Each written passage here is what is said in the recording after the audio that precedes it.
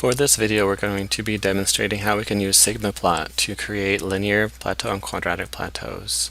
So for our example data set here, we're going to be using corn yield data right here, and also our soil test nitrogen plus fertilizer and data on our here. This is going to be our x values and our y values. So first thing we're going to do in Sigmaplot is go ahead and highlight these two columns. We're going to go to create a graph, click on scatter, create a simple scatter plot, x-y pair. Next, x value and our y value, hit finish. And from here we can see the graph data out here. We can see we kind of increase until a certain point and we kind of level off. And so we want to demonstrate this by finding using nonlinear regression and creating that linear plateau and quadratic plateau right here. So first thing we're going to do is we can either right click on this data and go to dynamic curve fit, or we can click on the graph itself, go up top here, go to analysis, click on dynamic fit wizard, pull this up, and then from here what we can do is once we have created this equation, we can go to here and go to user defined and click on it. Like here I've created a quadratic and linear plateau equations, but to demonstrate how we've gotten them to that point, as you can see them over here, what we're going to do is start off with what we'd normally start off with and go to standard curves, click on quadratic curve, and here we're going to use the beginning of this code and we're going to edit the code. Before we can edit any of this in here, we need to add it. So we're going to do quadratic curve plateau 5 for demonstration purposes, and this is our new name of it, and it's going to be saved in our user specified ones. So first thing we're going to do here is going to have to alter some of these equations some in order to create what we need to for our quadratic plateau regression.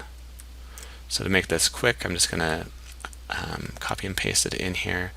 So what we do is we start out here, our first value is up here, this is our x naught value. This equation here determines our joint point between the quadratic and the plateau portion of the model.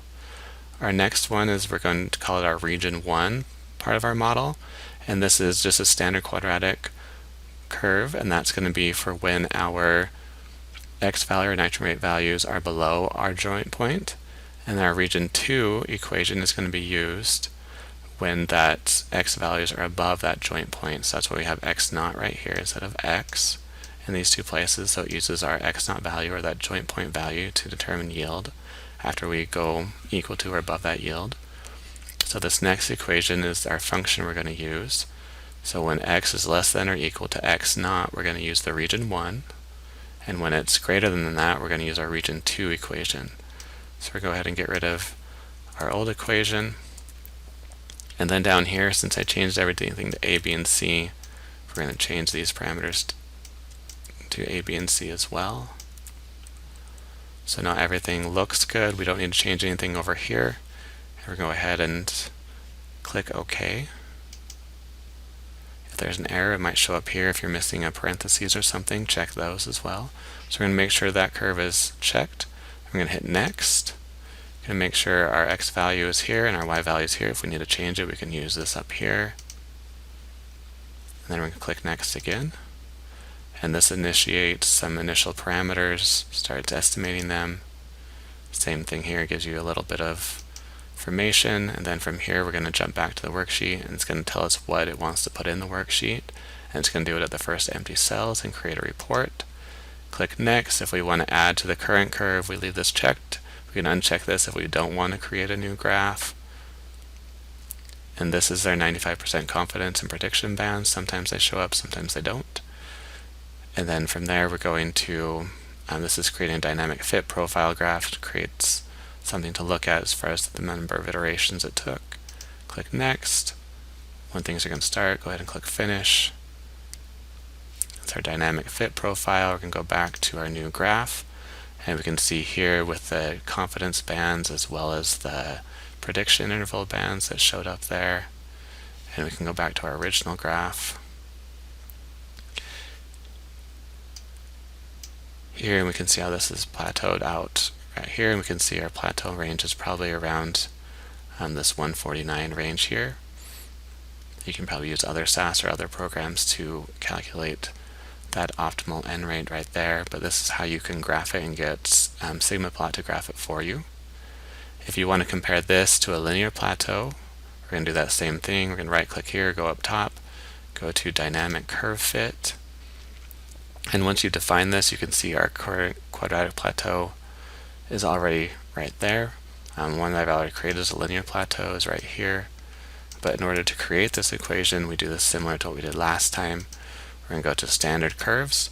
We're going to go to a linear curve, so we start off there. And then when we're here, we're going to our x values or y values. We're going to go to Edit Code, so we can make it from a linear model to a linear plateau model. And here again, we have to go to Add As. So linear curve, we're going to rename it to plateau. And call it 5. Alright, so once we open this window up, we have our standard equations that are right here, except for we want to add our plateau portion of the models and do an if statement like we did last time. So we're going to take those and put them in here. Our first statement is our x naught value, and this is equal to our c minus a divided by b, and I'll explain c in just a second. So we have that. This is determining our joint point. Then our region 1 value is when we are below that joint point. We're going to do our standard linear value, looking at our x rates, x nitrogen values. And then our region 2 is when we're above that. So the only difference here is that we're going to have our x naught value, which is that joint point for our x here. And then our next equation here is our our whole equation for our function. And if our x naught, or x value is below our x naught, that joint point, we're going to use region 1 equation. Otherwise, we're going to use the region 2 equation. So from there, we can go ahead and get rid of this equation right here. And everything else stays similar, fit f to y. And the next thing we're going to go down here is we've changed that y0 to an a. We changed this to a b. And we've also created a c. We need to estimate this c parameter right here. So the easy way that I found to do this is to go ahead and take from our b and to copy over this. So we're going to copy it and we're going to put it down here. And now we're going to do a function 0. We're going to rename this from this 2 to a 3. And this is just the previous, what we did before, but what this is estimating. And then the c is really our joint point. So if we look back on our graph, we can kind of estimate that our x for our joint point is around 140 pounds of n. So what we're going to do is change this current previous to what we think it might be here. And this may not be necessary, so our minimum range, I'm just going to leave it at -6. Our maximum range is left at 1.2, but I'm just going to change it to something that I know it will be higher. So I can put 250. And then once we have that, we don't need to change anything in the variables section. So now we have all of our equations we need here, and we have all of the initial parameters that we need estimated in this box here. So from there, we can go ahead and click OK. And we're back here. And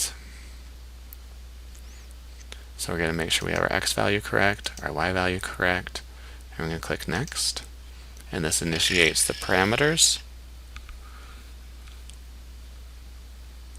And go click Next. These are the initial parameters it comes up with.